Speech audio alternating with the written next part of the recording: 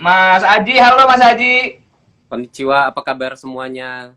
Mas Arif, apa kabar? Alhamdulillah baik, konnichiwa. Gimana Mas Aji kabarnya? Alhamdulillah baik-baik saja. Di Tokyo sekarang Mm-mm. suhunya sekitar hari ini tuh 25, 26, 27 derajat kurang lebih seperti itu karena kami sedang Mm-mm. musim hujan dan Oke. musim hujannya tahun ini agak berkepanjangan bahkan di Mm-mm. Provinsi Kumamoto dan yang ada di Kyushu bagian barat daya itu justru ada banjir yang menyebabkan Oke. banyak Oh, kerusakan. Kalau Aji. di Tokyo aman, cuma hujan aja sih. Kadang-kadang Oke. panas. Oke. Ini ngomong-ngomong, saya belum bisa ngeliat mukanya Mas Aji nih, tapi suaranya udah muncul Baik. ya. Apa koneksi saya yang agak-agak Oke, bermasalah? Oh, oke, sudah muncul. udah muncul. Wajah tampan sudah terlihat di Wah, layar handphone. jadi besar kepalanya. Oke, tadi ngomong-ngomong sudah masuk musim hujan. Ya, Suhunya sekitar 24 sampai 27 derajat lah ya kurang ya lebih ya. sekitar Berarti gitu kurang lebih ya. relatif sejuk lah ya. Relatif sejuk di Tokyo, tapi ya kita selang-seling, kadang-kadang panas, tapi Mhm. banyakkan hujannya akhir-akhir ini. Lumayan. Oke, oke. Hmm. Kita sambil menyapa juga teman-teman yang sekarang lagi nonton live kita nih ya. Ada Ya, Margaret Ray ya. Konnichiwa katanya Margaret. Halo, Margaret juga halo konnichiwa yang Margareta. bergabung. Ada Adi, ada juga siapa tuh? Lukmantara juga, halo Lukmantara. Ada Melicia, Gusti juga thank you. Ritanius, Arif Rumbo, ada siapa lagi tuh? Tadi banyak. Oke, nah Mas Haji, Ya, eh di Jepang secara umum kan em, sekarang juga sedang kalau bisa dibilang mungkin fase transisi menuju ke new normal ya Mas Eji ya. hmm. Kalau kemarin sempat di lockdown, kalau kita lihat juga di pemberitaan bagaimana Tokyo yang biasanya hiruk pikuk, apalagi di Shibuya tuh ya di dekat kantornya NHK tuh kan ramainya bukan main, tiba-tiba sepi, plus gitu aja.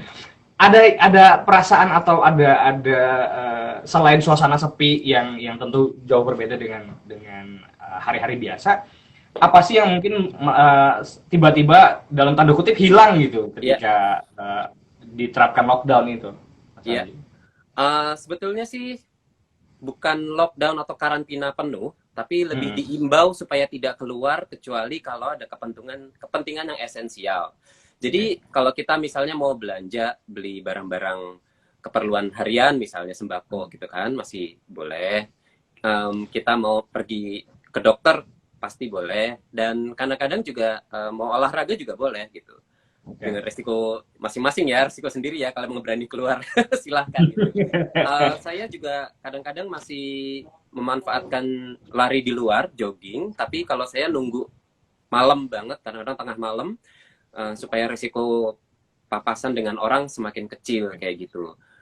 Beruntungnya sih karena di Tokyo aman ya, jadi buat kita untuk melakukan aktivitas luar ruang pada waktu malam bisa dibilang aman lah gitu. Nggak ada rasa was-was, jadi maka itu tinggal kita mengatur jadwal kehidupan kita aja.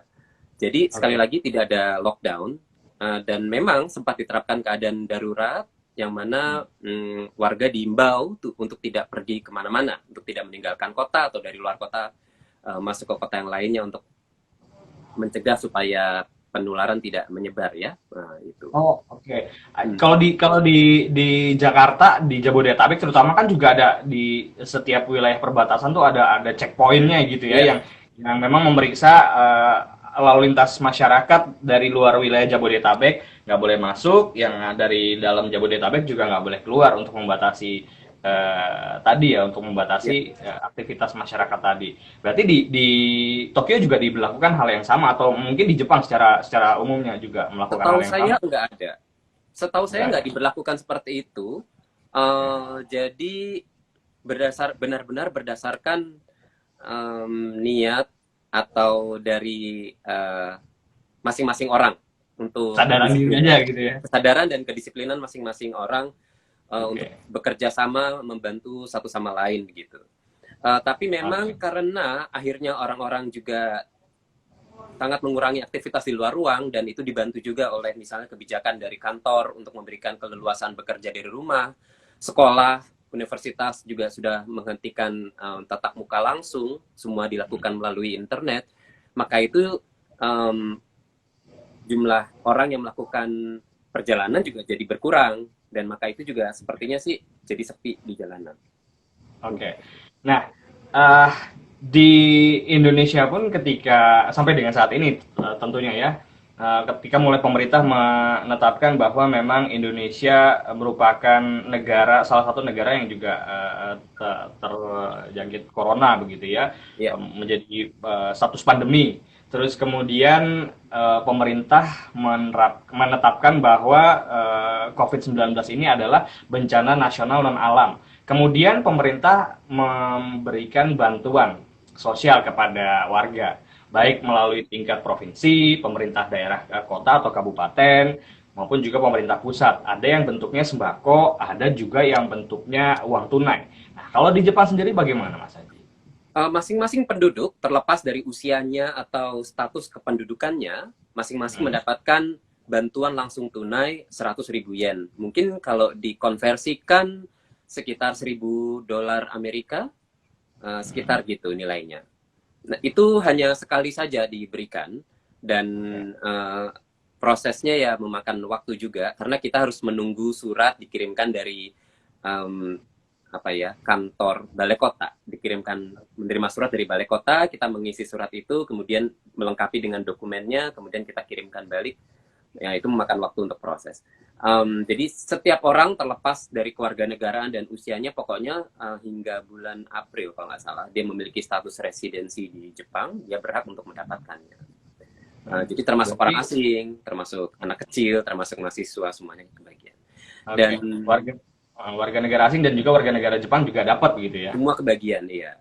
Dan di luar itu ada beberapa bantuan lain yang disediakan oleh pemerintah melalui skema-skema tertentu, skema terpisah. Jadi misalnya ada bantuan untuk usaha kecil dan menengah gitu, misalnya perusahaan kecil, dan juga katanya ini juga mencakup freelancer atau mereka yang bekerja berdasarkan proyek, tapi mereka memiliki terdaftar di kantor pajak, mereka punya klaim pajak tertentu sehingga memenuhi syarat untuk klaim. Nah, itu mereka bisa mendapatkan bantuan juga. Dan juga ada sejumlah bantuan lainnya yang bisa diklaim untuk membantu. Ya. Yang kalau di Indonesia orang tua banyak yang merasa kesulitan ketika anaknya harus melakukan belajar dari rumah gitu ya, PJJ kalau di sini kita sebutnya ya, proses pembelajaran jarak jauh. Kemudian selain karena memang orang tua tidak terbiasa mengajarkan anaknya mata pelajaran sekolah di rumah, kemudian juga kendalanya adalah gadget gitu ya, atau gawai yang terbatas di rumah. Ada yang misalnya bapaknya menggunakan handphone itu memang sehari-hari untuk ojek online. Jadi anaknya baru bisa belajar setelah bapaknya pulang karena cuma satu gadgetnya di rumah misalnya. Ada juga yang orang tuanya gaptek nih Mas Haji, nggak paham teknologi ya kan, tiba-tiba disuruh ikutan membantu anaknya untuk PJJ gitu ya. Nah, kalau di Jepang sendiri, apa sih sebenarnya yang menjadi kendala-kendala semacam ini? Karena kan di Jepang juga sekolah sempat dalam tanda kutip diliburkan begitu ya. Aktivitas belajar dilakukan oleh siswa-siswa dari rumah. Ya. Apa yang mungkin kendala-kendala yang ditemukan oleh warga di Jepang sendiri gitu? Kalau dari pengamatan saya sih adalah bagaimana untuk materinya itu bisa disampaikan dengan baik gitu kan. Karena kan benar-benar nggak ada tatap muka langsung gitu. Jadi ya orang tua juga harus mengadaptasi. Dan mungkin tantangannya bukan di punya gadget apa enggak. Karena kalau gawai mungkin di Jepang lebih mudah untuk memilikinya gitu ya. Tantangannya adalah banyak orang tua yang bekerja dua-duanya. Sementara penitipan anaknya nggak memadai kapasitasnya, atau mungkin anaknya udah terlalu besar untuk kirim ke tempat penitipan anak seperti itu. Jadi itu yang menjadi banyak masalah, dan akhirnya itu banyak memaksa orang tua. Ada orang tua ya, saya baca yang untuk memenuhi hal itu, untuk menjaga anaknya di rumah, mereka terpaksa meninggalkan pekerjaannya karena mereka nggak punya pilihan lain. Anaknya nggak ada yang jaga, nggak ada yang ngasuh, dan nggak bisa ditinggal, nggak bisa dibawa ke kerjaan juga gitu. Jadi mereka terpaksa meninggalkan pekerjaan, dan maka itu akhirnya keluarlah skema-skema untuk membantu orang tua yang memiliki anak sekolah ini gitu. Jadi perusahaannya membantu, dari pemerintah juga membantu, dari sekolahnya juga harus membantu, kayak gitu sih.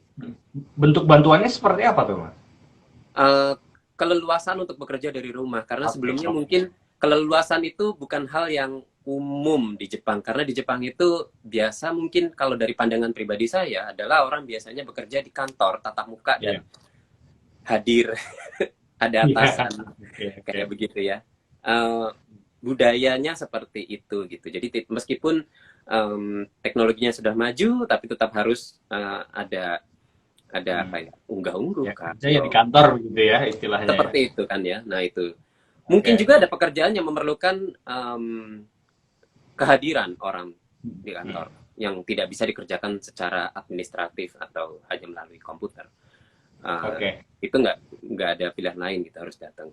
Nah jadi Ya. diberlakukanlah sistem kerja di mana lebih fleksibel jam kerjanya, dan kalaupun apa ya, kalau memang tetap harus dipaksa datang ke kantor, akhirnya di perusahaan sekarang mengadaptasi sistem kerja yang apa tuh, bertahap, selang-seling, Oh, supaya sampling ya. Oke. iya shift ya, gelombang-gelombang, sehingga orang-orang karyawannya tidak berkumpul dengan waktu banyak di satu tempat pada satu waktu yang sama gitu. Oke, iya. Dan itu juga masih diberlakukan di tempat Mas Haji kerja sekarang ya? Masih. Oke. Dan sepertinya sih tidak akan berubah dalam waktu dekat. Jadi dalam sementara waktu ini kita masih harus mengandalkan itu, mempertimbangkan kerja secara bertahap, itu staggered. Nah, di Indonesia pun, oke, let's say di kota-kota besar seperti Jakarta, Surabaya, Bandung, Medan, dan beberapa kota besar lah misalnya. Masyarakat juga yang biasa kerja di kantor, kemudian akhirnya harus bekerja dari rumah karena situasi pandemi ini, banyak juga yang akhirnya ngerasa stres, Mas, karena aduh kayaknya mendingan gua kerja di kantor deh, ketemu temen, nggak ribet, karena di rumah gue baru megang laptop dikit, anak gue ntar minta makan, minta bikinin susu atau apa gitu ya. Akhirnya nggak kelar-kelar nih pekerjaan nih. Yang tadinya berharap kerja bisa lebih santai karena di rumah, tapi justru ternyata lebih stres gitu, Mas Haji. Ngerasain hal-hal kayak gitu juga nggak sih? Mungkin atau ada cerita dari temen Mas Haji gitu ya di sana yang biasanya kerja di kantor kemudian harus work from home, ngerasa stres juga nggak sih? Kalau teman saya langsung, saya nggak pernah dengar cerita langsung. Kalau teman-teman saya, baik yang di bidang yang kerja sama dengan saya atau yang sama sekali beda usahanya, mereka bilang sih lebih fleksibel. Cuma memang mereka bilang jadinya lebih panjang karena nggak ada batas Jam kerja ya. jam kerja yang pas gitu Oke. kan. Mulai tank, berhenti tank itu nggak ada gitu. Oke. Tapi jadinya ya mereka harus fleksibel gitu. Mungkin sebelumnya mereka harus menghabiskan waktu juga untuk komuter kan, untuk pergi ke sana kemari kan, bolak-balik ke kantor. Juga mungkin menghabiskan waktu untuk mungkin makan bersama atau minum bersama, sesuatu hal yang umum di perusahaan-perusahaan Jepang. Nah, hal itu nggak ada lagi gitu, yang namanya nomikai, makan minum-minum bersama itu udah nggak ada lagi saat ini gitu. Nah, jadi mungkin waktu yang itu bisa dialokasikan untuk yang ini gitu. Jadi ya bedanya itu sih. Oke. Nah, ada komentar juga dari netizen nih di Instagram, saya bacakan ya Mas Haji. Ya. Ada Silvi Sakinah ini. Senang banget Elsinta ngajak warga negara Indonesia yang tinggal di Jepang untuk ngobrol. Saya suka banget sama kebiasaan jalan kaki warga di Jepang. Ya. Nah, kalau sekarang ini di Shibuya, Tokyo itu gimana sih kondisinya? Sudah mulai ramai lagi atau belum, Mas Haji? Oke, Shibuya itu susah dibilang mati, tapi memang waktu pertama-tama awal pemberlakuan status darurat itu memang sempat sepi banget. Tapi kalau dibilang mati, Shibuya nggak pernah mati, tapi sepi banget. Tapi kalau sekarang udah mulai rame, meskipun saya nggak bisa bilang normal, karena normalnya Shibuya Shinjuku itu kan sungguh luar biasa ya. Iya. Berdesak-desakan. Jadi sudah banyak orang, tapi saya nggak bisa bilang normal. Soalnya juga ini tempat minum misalnya, tempat makan misalnya, itu masih dibatasi jam bukanya gitu kan. Meskipun sekarang udah dibuka keadaan darurat, tapi masih banyak yang membatasi sendiri gitu. Eh, Dibatasi juga nggak sih jumlah pengunjungnya kalau kayak di sini kan dibatasi maksimal 50% dari kapasitas begitu ya, atau disarankan untuk take away aja gitu. Tapi kan nggak mungkin sama. kalau misalnya minum, biasanya kan kebiasaan warga Jepang biasanya suka minum bareng sama teman-teman Iya, kongko lah gitu sepulang kerja gitu kan, nggak mungkin dibungkus ke rumah gitu ya. iya. Di sini juga sama sih, dan Nah, itu di tempat duduk dan mejanya ditandai mana yang bisa kita pakai gitu. Dan juga waktu kita mengantri mau masuk toko atau di depan kasir itu juga udah ada garis-garisnya sehingga kita harus mengikutinya. Jadi kita sudah tahu bahwa kapasitasnya udah nggak cukup meskipun kita lihat masih kosong gitu, tapi ternyata memang dialokasikan untuk jaga jarak gitu. Kalau tadi Mas Haji cerita bagaimana masyarakat di Jepang juga menyesuaikan diri dengan pola hidup yang baru, kebiasaan baru. Ya, Kalau bicara soal pakai masker, ya udahlah nggak usah bahas jauh-jauh. Kita tahu masyarakat di Jepang itu disiplin banget pakai masker. Pilek dikit aja langsung pakai masker. Kalau di sini kan udah tahu ada virus banyak ya kan, banyak penyakit, susahnya bukan main untuk bisa disiplin nih. Kalau apa sih sebenarnya selain selain misalnya memang kedisiplinan itu sudah ditanamkan sejak dini, bahkan ada memang diajarkan di pendidikan usia dini begitu ya Mas Mas Haji ya, kebiasaan-kebiasaan semacam itu. Apa yang mungkin membuat masyarakat di Jepang, warga Jepangnya sendiri atau warga negara asing di Jepang kemudian bisa disiplin, baik menerapkan jarak fisik, disiplin menerapkan kebersihan, dan juga penggunaan masker, Mas Hadi. mungkin saya kita nggak punya jawaban pastinya mengenai apa, karena saya juga cari beberapa artikel kenapa sih seperti itu gitu, dan nggak ada satu artikel yang bisa mewujudkan atau menyebut langsung, menunjuk langsung ini loh penyebabnya gitu. Tapi kalau dugaan saya adalah karena memang kebiasaan di Jepang, orang diminta untuk tenggang rasa. Misalnya orang Jepang itu lebih suka kalau kita nggak pakai wewangian yang tajam karena itu mengganggu hidungnya mereka. Meskipun parfum gitu misalnya, itu udah mengganggu privasinya mereka. Nah, Oh itu gitu juga ya? seperti itu gitu. Itu Oke. survei dibuktikan melalui survei bahwa responden bilang mereka nggak suka kalau uh, orang sebelah kita pakai parfum dan parfumnya itu mengganggu hidung saya gitu. Mungkin parfumnya harum, tapi belum tentu mereka suka. Gitu. Apalagi kalau di kereta kita berdekatan gitu ya. Nah, jadi menjaga tenggang rasa itu memang sesuatu budaya yang dikenal sejak dari kecil gitu. Anak-anak kecil udah tahu. Jadi supaya menjaga ketenangan di kereta supaya nggak ribut kayak gitu. Nah, mungkin karena itu juga jadi kalau mereka batuk ataupun merasa punya sesuatu yang kurang bisa membahayakan orang lain, maka itu segera membatasi diri supaya nggak mengganggu, tidak merugikan orang lain. Nah, mungkin kebudayaan itu, dan orang-orang asing yang datang ke sini melihat orang lokalnya seperti itu, kemudian meniru. Itu dugaan saya. Oke. Di beberapa data juga di banyak negara menyatakan bahwa eh, orang atau masyarakat dengan usia lanjut itu faktor resikonya lebih tinggi terhadap penularan virus corona, atau juga bahkan tingkat fatalitasnya lebih tinggi begitu ya, yang lansia. Nah, kalau di Jepang sendiri itu apakah juga hal demikian yang terjadi? Karena kita tahu apa ya, harapan hidup warga di Jepang terutama yang lansia kan cukup cukup panjang ya Mas Haji ya, usianya bahkan ada yang menembus angka 100 tahun, itu juga nggak sedikit gitu Mas Haji. Hmm. Saya belum belum baca data terakhir kira-kira di bell curve-nya itu berapa usia yang paling banyak, tapi memang seperti di banyak negara lain, usia yang lebih lanjut resikonya lebih Oke. tinggi. Dibilangnya seperti itu. Tapi bukan berarti anak-anak muda nggak ada yang nggak kena. Ini karena mungkin lebih disebabkan karena anak-anak mudanya lebih berani. Gitu. Anak-anak muda mungkin lebih kurang apa ya, lebih kurang perhatian gitu ya.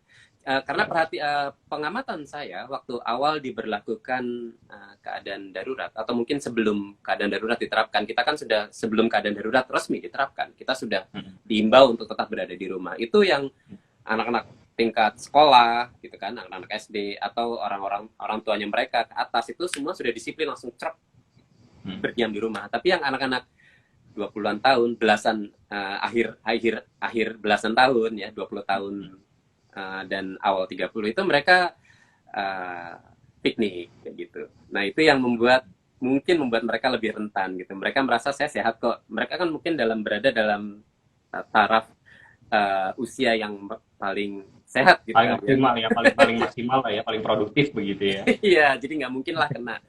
Tapi jadinya ada juga yang kena gitu. Tapi Oke. kalau Nah, ya. nah, Mas Haji ini ada juga komentar nih dari Silvi ini di Surabaya ya sepertinya ya. Mas, Jepang itu kan utangnya banyak, bahkan lebih banyak dari Indonesia. Tapi kenapa kok pemerintahnya tetap baik banget? Ngasih bantuan buat semua warganya tanpa kecuali, bahkan warga negara asing juga dikasih bantuan. Keren banget. Ya, apa sih sebenarnya yang mendasari pemerintah Jepang memberikan bantuan juga kepada warga negara asing yang ada di Jepang, Mas? Hmm. Kalau dasar alasannya pemerintah tidak menyebutkan mengapa, tapi yang kami dapat dari berita, dari yang disampaikan di berita adalah memang untuk membantu dalam menghadapi kesulitan. Alasannya mengapa pasti alasannya bisa banyak. Dan saya nggak mau masuk ke politik, saya juga nggak mau menyentuh hal-hal yang di luar wawasan saya. Tapi kami hanya mengucapkan terima kasih, beruntung masih diperhatikan. Tapi di satu sisi juga orang asing pun bayar pajak, dan bayar pajaknya banyak dari kami yang bayar pajaknya cukup tinggi. Jadi mungkin itu apa ya, bisa dibilang sesuatu yang bisa dijadikan alasan lah gitu.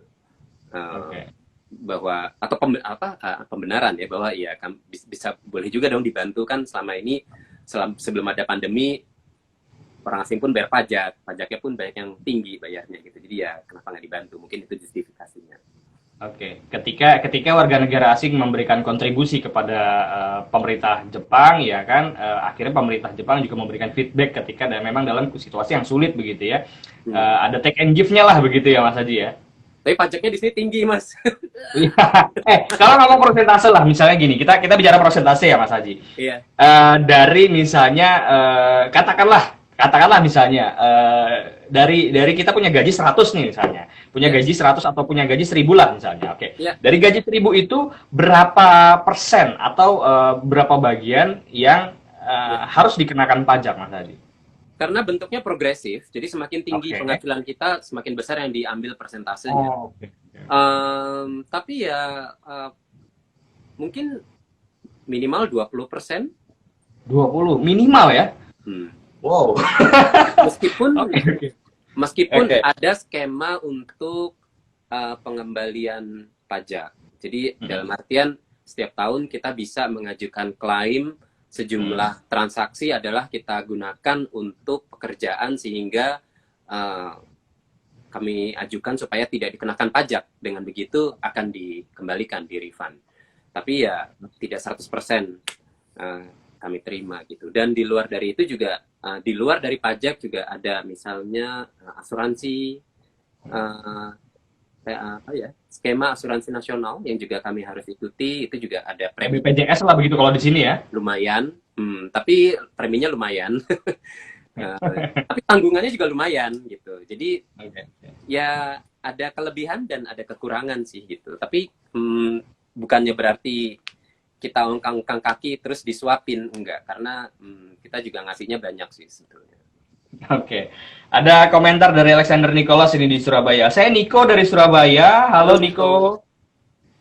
Mau tanya nih Mas Haji, kemarin kan ada pilkada gubernur di sana ya. Gimana sih bedanya pilkada di Jepang dan di Indonesia, Mas Haji? Bedanya ya. Oke, kali ini biasanya rame itu setiap kali mau ada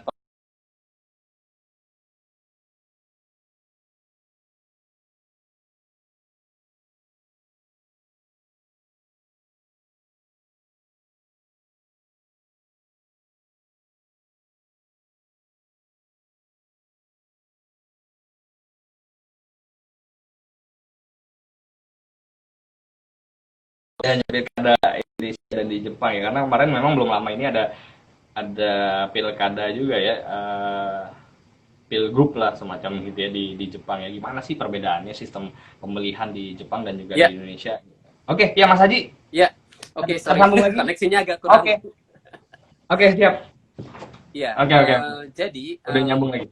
ya biasanya kandidat itu akan mengirimkan apa mobil kecil seperti truk kecil gitu, seperti pickup truck gitu, dia akan bawa speaker, atau dia ada minibus yang ada speakernya, dia akan keliling ke wilayah-wilayah pemilihan gitu. Dia akan mengumumkan, tolong pilihlah kandidat nomor ini karena dia begini begini begini, seperti itu. Jadi cukup rame gitu. Tapi kali ini saya nggak dengar sama sekali karena adanya pandemi ini. Jadi kampanyenya semua dilakukan online juga.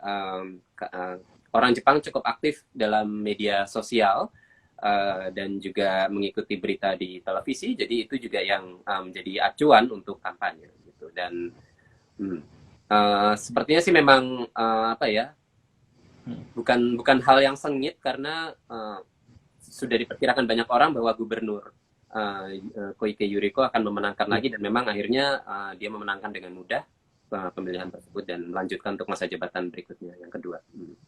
Oke, ini berarti masa jabatan Gubernur Keiko yang kedua ya, Mas Haji ya. Nah, oke, itu tadi mengenai pemilihan di Jepang lah ya. Saya juga beberapa kali sempat melihat memang cukup tertib lah ya, tidak seperti misalnya di sini. Tapi ngomong-ngomong, ketika pilkada nih ya atau pemilihan gubernur seperti kemarin ini, ada nggak sih Mas di sosmed gitu? Kalau di Indonesia kan banyak banget yang kemudian bikin hasut, hoax, hate speech dan lain sebagainya. Di Jepang itu terjadi juga nggak sih Mas? Hate speech, itu ada. Hate speech itu ada. Dan itu satu hal yang tengah diupayakan untuk diberantas oleh pemerintah. Tapi hate speech dalam hal pilkada saya nggak melihatnya merujuk ke kandidat, tapi ke golongan lain yang mungkin didukung oleh kandidat itu gitu. Oke. Tapi itu pun tengah diupayakan untuk ditangani oleh pemerintah. Termasuk juga sekarang yang sedang diupayakan untuk diundang-undangkan, kalau saya nggak salah, adalah perundungan secara online. Itu juga sedang diupayakan untuk ditangani karena mungkin kita pernah dengar beberapa waktu lalu ada kasus bunuh diri salah satu peserta reality show atau program acara realitas gitu ya, televisi. Dia bunuh diri karena adanya perundungan online, dan itu memicu pembahasan dari masyarakat untuk segera mewujudkan aturan supaya perundungan ini bisa ditekan dan orang-orang yang melakukannya dituntut. Seperti itu. Oke. Ya memang masalah perundungan itu kayaknya masalah global ya Mas ya. Mau di manapun negara semaju apapun pasti ada begitu ya. Hal semacam itu ya. Oke. Ini ada pertanyaan yang berbeda lagi ini dari Alexander. Bener nggak sih di Jepang itu sudah diberlakukan atau sudah menggunakan robot untuk penanganan COVID? Karena Jepang itu kan bikin Ugo robot untuk perangi COVID. Nah, di Indonesia kapan? Nah, sudah mulai menerapkan penggunaan teknologi robot dalam penanganan COVID, Mas Haji?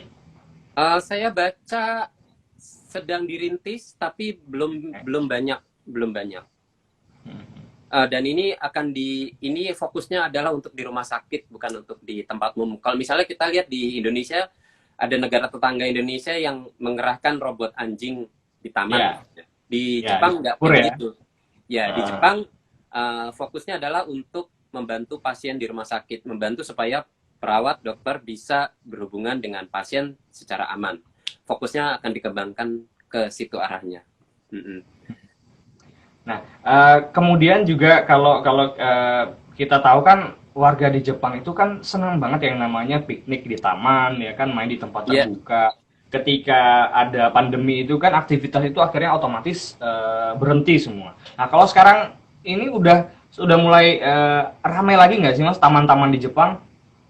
Kalau seperti dulu sih enggak, tapi sudah mulai ada orang-orang. Masalahnya gini loh, di Tokyo dan juga di Jepang secara umum ya, apalagi yang di kota, kita tinggalnya di apartemen, dan apartemen di Jepang itu bukan yang ukurannya besar.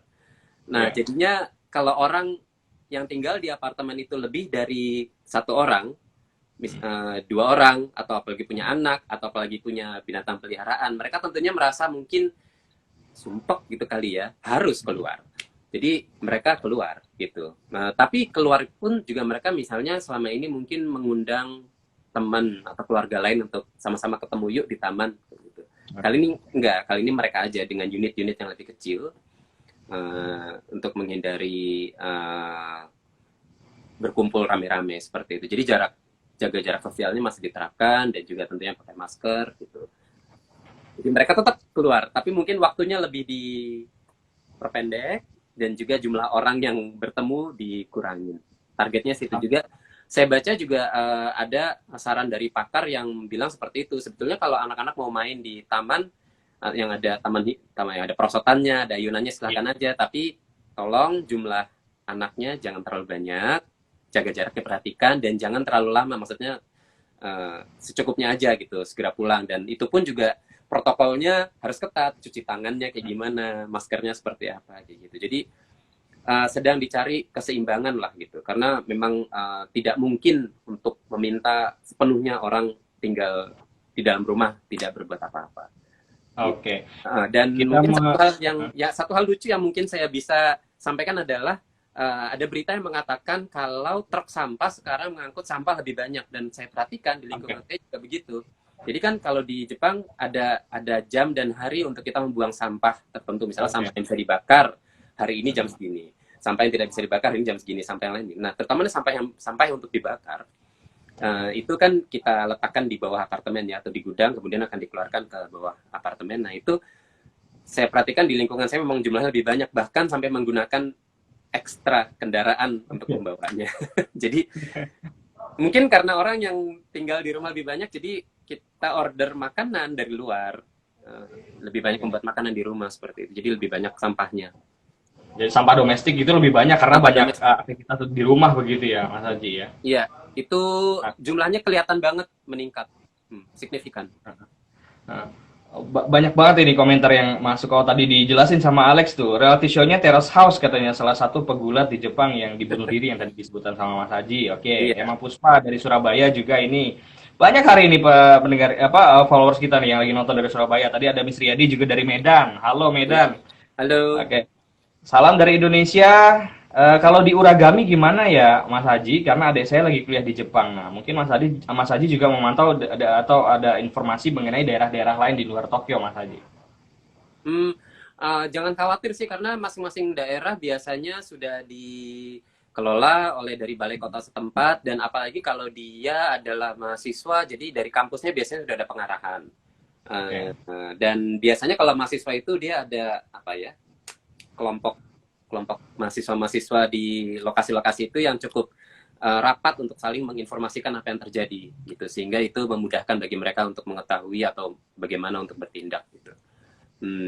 Jadi jangan khawatir mengenai keamanan, lumayan lah terjamin. Nah, ini mungkin juga ini jadi penutup kita kali ini, Mas Haji, obrolan kita hari ini. Ya, banyak banget hal sebenarnya yang saya mau bahas, tapi memang kita karena keterbatasan waktu, nanti mungkin di lain waktu kita akan bahas lagi. Mas Haji, kalau kita bicara balik lagi ya ke tema kita hari ini, kan hidup new normal di Jepang dan Indonesia gitu. Apa bedanya new normal di Jepang dengan di Indonesia? Apa yang secara signifikan ini memang benar-benar berbeda ketika dijalani lah begitu. Saya nggak terlalu paham persis apa yang terjadi di Indonesia, karena saya hanya melihatnya dari berita atau dari televisi. Tapi yang bisa saya katakan langsung adalah apa yang saya alamin di Jepang. Sudah jelas bahwa dalam waktu mendatang kita tidak akan lagi bisa untuk bekerja atau meluangkan waktu senggang seperti sebelumnya. Karena sudah pasti kita harus jaga jarak demi keamanan kita sendiri. Bukan hanya untuk orang lain, tapi demi keamanan kita sendiri. Dan juga sekarang tempat-tempat di luar rumah, misalnya kayak di kantor manapun, itu sudah pakai partisi-partisi yang membatasi kita untuk berinteraksi tatap muka gitu. Meskipun partisinya banyak yang berupa transparan, plastik transparan, atau bahan yang kayak mika gitu ya, untuk mencegah cipratan air, tapi tidak akan ada lagi senda gurau yang kita sebelahan bisa begini-begini, celek-celek tuh udah nggak ada lagi. Iya. Dan yang tapi sesuatu yang saya senang sih adalah kalau naik kereta sekarang nggak berjubel ya. Apalagi kalau jam sibuk di Shinjuku, Shibuya itu, aduh, kadang-kadang kalau mendingan nggak lupakan naik kereta gitu ya, karena kalau udah masuk udah kita nggak bisa ngapain, begini aja udah ngikut, udah nggak usah perlu pegangan lagi. Kalau sekarang ada ruangan gitu kan, ada ruangan, tapi itu pun kalau kita masuk pun juga dengan was-was, maksudnya jaga resiko kita sendiri kan. Kalau masih berani pergi, tapi maka itu karena masih ada resiko, orang-orang mikir ya udah deh mendingan di rumah aja gitu. Itu sih. Jadi yang jelas dalam beberapa waktu mendatang kita tidak akan kembali ke seperti yang sebelumnya pasti. Dan kantor-kantor juga udah mulai memikirkan bagaimana skema berikutnya. Jadi itu yang kita harus beradaptasi. Oke, mungkin ini pamungkas ya Mas Haji ya. Di Jepang sendiri ada nggak sih mungkin kebijakan-kebijakan atau semacam aturan-aturan yang menurut warga Jepang agak aneh untuk diterapkan tapi memang harus diikuti oleh warga Jepang gitu terkait dengan pembatasan tadi? Sebetulnya enggak juga sih, karena peraturannya nggak terlalu ketat menurut saya sebetulnya. Malah kalau buat saya nih, yang orang Indonesia merasa kenapa sih nggak ngirim patroli polisi gitu untuk mendisiplinkan orang gitu, karena kadang-kadang saya sebel aja gitu, ini orang-orang kayaknya masih ngantor deh, ngapain sih kamu pulang kantor masih gerombolan jalan-jalan, pulang jalan, kenapa sih nggak jalan sendiri-sendiri misah gitu, karena masih ada seperti itu, mereka pulang kantor jalan masih sama rekan kerjanya rame-rame menuju stasiun, padahal kan ya kamu kan bisa jalan sendiri-sendiri atau berdua-berdua, nggak harus gerombolan gitu. Buat saya itu agak mengganggu gitu, dan kenapa sih nggak dikirim polisi untuk mecah gerombolan itu? Berarti itu orang ngeyel pun ada di sana gitu ya. Yang ngeyel pun masih ada ya Mas ya. Menurut saya itu agak ganggu sih orang-orang kayak gitu. Mas Haji, terima kasih banyak arigatou gozaimasu sudah ngobrol sama kita sore hari ini. Next time mungkin di lain kesempatan kita akan ngobrol lagi hal-hal apa yang mungkin bisa diupdate dari Jepang, terutama di masa pandemi ini ya Mas Haji. Terima kasih sekali lagi Mas Haji. Sehat selalu Mas Haji. Makasih banyak semuanya juga yang udah ngikutin IG Live hari ini. Oke. Bye-bye. Sampai ketemu lagi. Bye-bye. Oke.